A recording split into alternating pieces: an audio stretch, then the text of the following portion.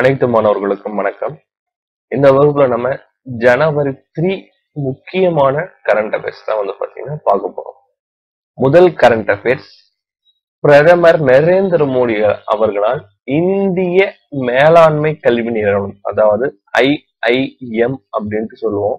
அந்த IIM உடைய அடிக்கல் நாட்டு விழா பாத்தீங்கன்னா நடைபெற்றிருக்கு. எந்த இடத்துல அப்படின்னா ஒடிசா மாநிலம் சம்பல்பூர். IIM கல்வி நிறுவனத்துடைய நிரந்தர வளாகம் அமைப்பதற்கான அடிக்கல் நாட்டு விழா நடைபெற்றிருக்கு. எந்த இடம்னா ஒடிசா மாநிலம். ஒடிசா மாநிலத்துல எங்கன்னா சம்பல்பூர். ஒடிசா மாநிலத்தில் சம்பல்பூர் இடத்தில் நடைபெற்றிருக்கு. இது ஒரு முக்கியமானது. அதற்கடுத்தது, முத்தலாக் தடை சட்டத்தின் மீது ஒரு தீர்ப்பு வழங்கப்பட்டுள்ளது. அது என்னன்னா, முத்தலாக் தடை சட்டத்தின் கீழான குற்றத்துக்கு முன்ஜாமீன் வழங்க தடை இல்லை உச்ச நீதிமன்றம். இப்போ முத்தலாக் தடை சட்டம் பாத்தீங்கன்னா முஸ்லிம் கணவர் தொடர்பாக மட்டும்தான் செயல்படுது.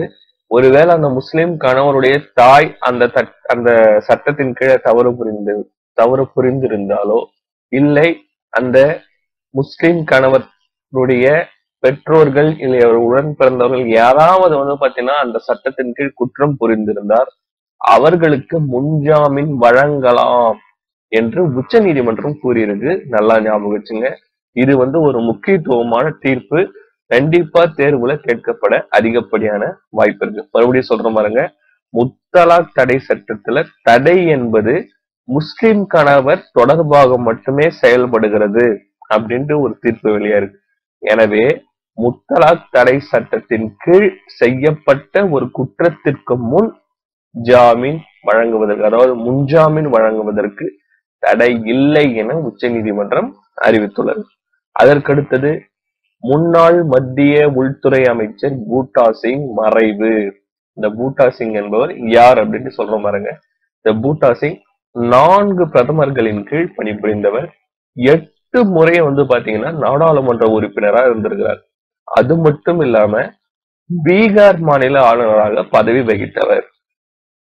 கேள்வி நமக்கு எப்படி கேட்கலாம்னா, சமீபத்தில் மறைந்த பூட்டா சிங் என்பவர் எந்த மாநிலத்தின் ஆளுநராக பதவி வகித்தவர் அப்படின்னு கேட்டா நம்ம எந்த மாநிலம் சொல்லுவோம்? பீகார் மாநிலம். மேலும் அவர் பாத்தீங்கன்னா உள்துறை அமைச்சரா யாருடைய ஆட்சி காலத்தில் நியமிக்கப்பட்டார் அப்படின்னா 1986 நம்முடைய முன்னாள் பிரதமர் ராஜீவ்காந்தி தலைமையிலான அமைச்சரவையில் தான் அவர் பாத்தீங்கன்னா உள்துறை அமைச்சராக நியமிக்கப்பட்டார். அது மட்டும் இல்லாம 2007ஆம் ஆண்டில் பிரதமர் மன்மோகன் சிங் ஆட்சியின் போது பட்டியல் இனத்தவர்க்கான தேசிய ஆணையத்தின் தலைவராக நியமிக்கப்பட்டார். எந்த வருஷம்? 2007. யாருடைய ஆட்சியின் போது? பிரதமர் மன்மோகன் சிங் ஆட்சியின் போது. எதனுடைய தலைவராக நியமிக்கப்பட்டார்? பட்டியலினத்தவருக்கான தேசிய ஆணையத்தின் தலைவராக நியமிக்கப்பட்டார். யாரு? பூட்டா சிங். ஞாபகம் வச்சுங்க, ரொம்ப ரொம்ப முக்கியம். 4 பிரதமர்களின் கீழ் பணிபுரிந்தார். 8 முறை நாடாளுமன்ற உறுப்பினராக இருந்தார். பீகார் மாநில ஆளுநராக பதவி வகித்தார். 1986 ராஜீவ்காந்தி தலைமையிலான அமைச்சரவையில் மத்திய உள்துறை அமைச்சராகவே நியமிக்கப்பட்டார்.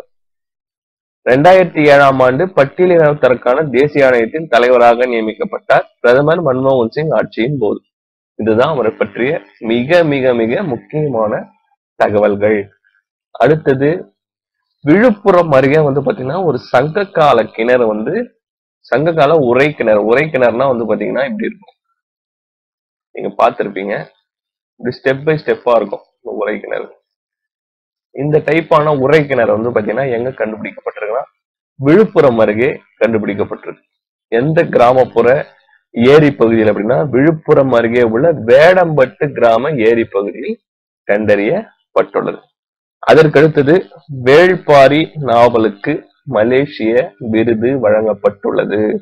வேள்பாரி நாவலுக்கு மலேசிய விருது வழங்கப்பட்டது. இந்த வீரயுகநாயகன் வேள்பாரி என்ற நாவல் முதல்ல யார் எழுதுனாங்கன்னு நீங்க தெரிஞ்சுக்கணும். எழுத்தாளர் சு. வெங்கடேசன். இவர் ஒரு நாடாளுமன்ற உறுப்பினர். அது மட்டும் இல்லாம ஒரு நாவலாசிரியர். இவர் எழுதிய நாவல் தான் வீரயுகநாயகன் வேள்பாரி.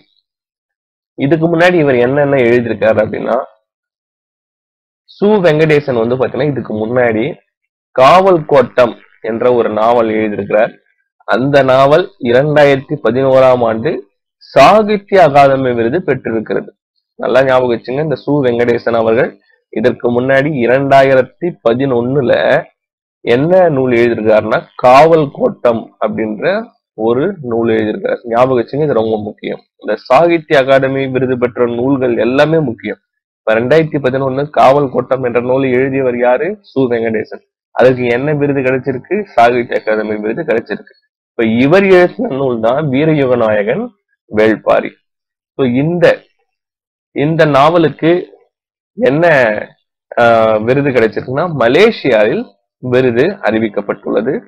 மலேசியாவில் என்ன நிறுவனத்தின் மூலம் அப்படின்னா தேசிய நில நிதி கூட்டுறவு சங்கத்தின் டான் ஸ்ரீ சோமா மொழி இலக்கிய அறவாரத்தின் அனைத்துலக சிறந்த படைப்புக்கான விருது வழங்கப்பட்டுள்ளது.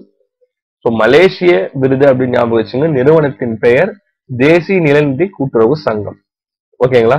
சோ எந்த அறவாரியம் அப்படின்னா டான்சி சோமா மொழி இலக்கிய அறவாரியம்.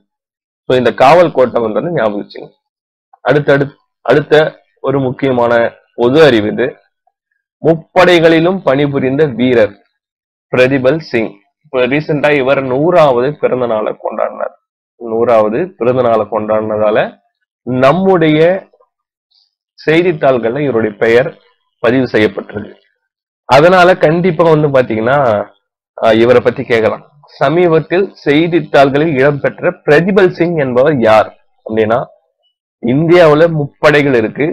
ஒண்ணு வான்படை, இன்னொன்னு தரைப்படை, இன்னொன்னு கப்பற்படை. இந்த 3 படைகளுமே பணிபுரிந்த ஒரே வீரர் யாருன்னா பிரதிபல் சிங். பிரதிபல் சிங் ஆக்சுவலா இவர் 1970ல ரிட்டையர்மெண்ட் ஆயிட்டார். அதுக்குள்ளே இவர் 3 படைகளிலுமே பணிபுரிஞ்சிருக்கிறார். இப்ப இவர் கிட்டத்தட்ட 100 வயசு ஆயிருக்கு. ஓகேவா? ஞாபகம் வச்சுங்க. பிரதிபல் சிங்னா யாரு? முப்படைகளிலும் பணிபுரிந்த வீரர். சோ இதுல நம்ம சொல்லி கொடுத்திருக்கிற எல்லா கரண்ட் அஃபேர்ஸுமே ரொம்ப ரொம்ப முக்கியம். சோ தேர்வுக்கு அடிப்படையில் தேர்வு நோக்கத்தை நம்ம உருவாக்கி இருக்கிறோம். எனவே கவனமா ஞாபகம் வச்சுங்க, நோட்ஸ் எடுத்து வச்சுங்க. கண்டிப்பா தேர்வுல இடம்பெறுவதற்கு நிறைய வாய்ப்புகள் இருக்கு.